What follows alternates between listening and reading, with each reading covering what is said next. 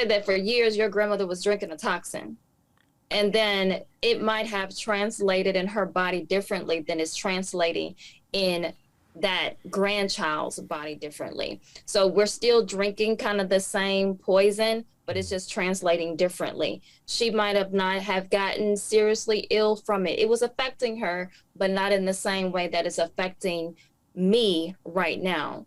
So I think we also have to be careful of projecting our own personal experiences onto our children. So my grandmother was a married woman.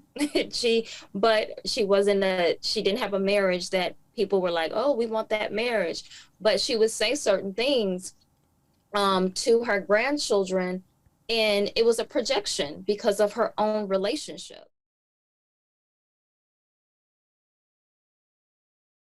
Before you go to the video, I just want to bring up a point, if I could. Sure, if that's okay, and I'll be brief. I heard you talk about competition. See, this is what I'm saying about communication and how we perceive what's being said, right? The listener, this is what I'm hearing. AK said competition. Jones said protection. Same exact thing that we're doing. We're teaching our children the same thing, but AK delivered it as competition between men and women. And Jones is telling us that he's trying to protect his daughters. But what are you protecting them from? Because trust me, I try to protect mine. My grandmother tried to protect me, right? We all want our daughters to not have to depend on a man that's going to ultimately possibly let them down. We do not want her to be a servant to a man that is no good for her.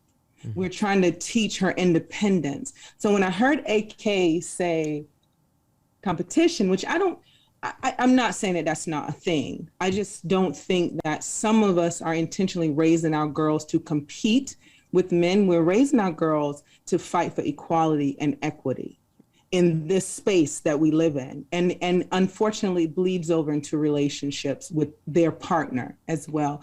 But I just wanted to bring that point up, how we're both talking about the same thing, but Jones delivered it as protection and AK delivered it as competition. Well, I think the difference is, the thing is, what Stan is talking about is he's talking about the intent. And I'm talking about the effect. And it's two different things, right? Because I tell my girls the same thing. I've told my girls the same thing. You know, I want them to be armed, that to where no matter what happens in life, they're going to be okay. But if that's where you leave it, what you're doing is causing them to subconsciously not trust a man. And there are a lot of women who just don't trust men, right? They feel like, again, you know, you have women who are raised thinking that a man is going to leave. So some women, they want to leave you. Hold on 1 second. They want to leave you before you leave them, right? And what I'm trying to get to is I'm trying to get to a point where we block out all the outside noise. Because women have each other as a support system in a way that men don't necessarily. We don't necessarily, if a man is going to say, for example, Rig is married and he's going through a divorce, he's not going to tell his boys all his business. He's not going to lean on them for support. Yeah, right. The way that women will, and that's the reason why. I'm certainly not gonna tell my boys that my woman cheated on me. Right, because now everybody's like, man, he ain't doing right. He ain't putting it down right, man. You have some dudes try to snake you. They be like, well, if she lose like that, maybe I got a chance. You see what I'm saying? But but we ain't doing that. Right. So a man will suffer in silence and he'll try to figure it out. Whereas women, they lean on each other. And Leia, I know you want to jump in real quick before I go to the video, but women also have to understand that not all women have your best interest in mind. Relationship envy is a real thing. Marriage envy is a real thing. Pregnancy envy is a real thing. Those are real things. These are things that men don't have to deal with. No man cares if I say, hey man, I'm getting engaged. Good for you, my G. It has nothing to do with me. Like, I'm happy for you. But with women, it's totally different. Because then they start sizing you up. Well, I look better than her. Why her and not me? This is the way some women think. I mean, we had a friend. Okay. Yeah, there are exceptions to the rule. Oh yeah. That we had a friend that was like that, because normally you don't have too many guys like that. But we had a friend that we compared him to a woman. Yeah. All the time. but we're not gonna talk about him. Okay, go ahead, Mod. My bad. I just wanted to touch on it just briefly, because I think it's the translation of it. So, and I think you just said that, like, you're talking about the effects, because men and women competing is not, usually when we talk to our daughters, or we even talk to our sons and we say certain things, we're not saying you need to compete, but that's what it's going to be translated as. It's just like, for years, let's say somebody was drinking something. I don't know what it is. I'm not going to say anything particular, but let's say that for years your grandmother was drinking a toxin, and then it might have translated in her body differently than it's translating in that grandchild's body differently. So we're still drinking kind of the same poison, but it's just translating differently. She might have not have gotten seriously ill from it. It was affecting her, but not in the same way that it's affecting me right now. So I think we also have to be careful of projecting our own personal experiences onto our children. So my grandmother was a married woman. she didn't have a marriage that people were like, oh, we want that marriage. But she would say certain things to her grandchildren, and it was a projection because of her own relationship. And so when we have these conversations with our girls, and I think when we talk about protection, we have to make sure that we do it in a way where they understand that the qualities. I think we need to speak more of the qualities of that man, as opposed to don't depend on a man at all.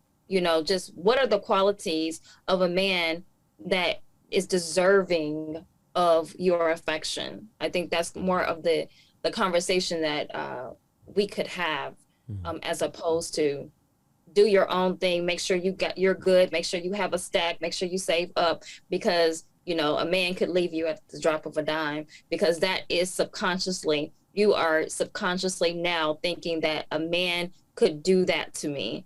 And whether it's conscious or subconscious, that is still a part of your psyche as a little girl and now as an adult.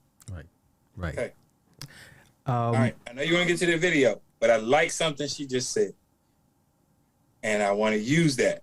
Okay. You got 45 seconds. Because what you're saying, what all of you are saying, you say what now? You got 45 seconds. 45 seconds. All right. What you're saying is you told your daughters, and Stan told his daughters, and I've been told, you've been told, she's been told, these things diminish your value. Because if you operate in your zone, you're going to have value no matter what. So let's say, for example, there was a relationship that I was in. I met the young lady. I said, listen, it's not a good time. It's not a good time. And she just kept coming around. It's not a good time. It's not a good time. So we hung out, whatever. My life was falling apart, and it was going down. And it was not going to come up because it was still going down. And it had to continue going down for a while before I could get it back up. And I knew that, right? But she saw it different.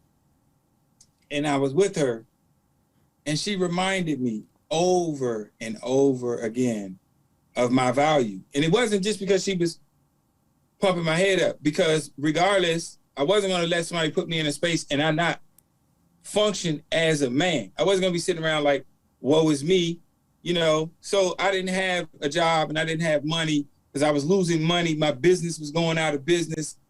It was bleeding. But at the same time, she had a tree at her house and a branch was over her roof, and I saw it and I asked her about it, and she said, yeah, I don't know how to do it. I don't know what to do with it. I said, I don't know what to do with it either, but I'm not doing anything tomorrow. I'm gonna, give it a shot and see what's going on. And then I ended up cutting that branch down, and then ultimately ended up cutting the tree down. And I had never cut down a tree before in my life. And then she had a bathroom in her basement that the door was always closed. What's going on with the bathroom?